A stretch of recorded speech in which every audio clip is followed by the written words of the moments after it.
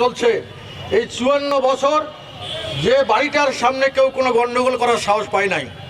এই এনসিপির কুত্তার বাচ্চারা তোমরা হিজড়ার মতো পিছন পাশ থেকে গিয়ে তোমরা করো, তোমরা পার্টি অফিসে আসতা, পার্টি অফিসে আমরা তো ছিলামই, তারপরে তোমরা একদম হিজড়ার মতো গিয়ে আজকে আতর্কিত হামলা করলা এবং আমাদের রংপুরের মানুষের হৃদয়ের যে রক্তক্ষরণ, সেই রক্তক্ষরণ কিন্তু চলছে।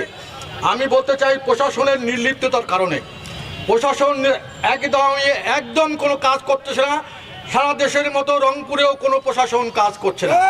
তা আমি একটু অনুরোধ করব প্রশাসনের কর্মকর্তাদেরকে যারা আছেন, বিশেষ করে পুলিশ, আপনার বিজিবি, আপনার সেনাবাহিনী, তাদেরকে অনুরোধ করব যে আপনারা দরকার হলে যদি আপনারা আইন শৃঙ্খলা রক্ষা করার জন্য, মানুষের জানমাল নিরাপত্তা দেওয়ার জন্য আপনাদেরকে আমাদের মানুষের ট্যাক্সের টাকায় আপনাদের বেতন হয়, আপনারা কারো দলদাসে পরিণত হয়েন না।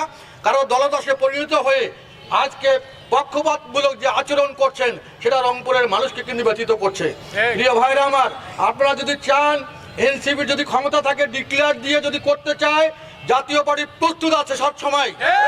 জাতীয় পার্টি আমরা কোনো সন্ত্রাসী রাজনৈতিক সংগঠন নই। জাতীয় পার্টি একটা সাধারণ গণমানুষের দল। আমাদের পার্টির চেয়ারম্যান সেটাই আমাদেরকে শিক্ষা দিয়ে গেছে।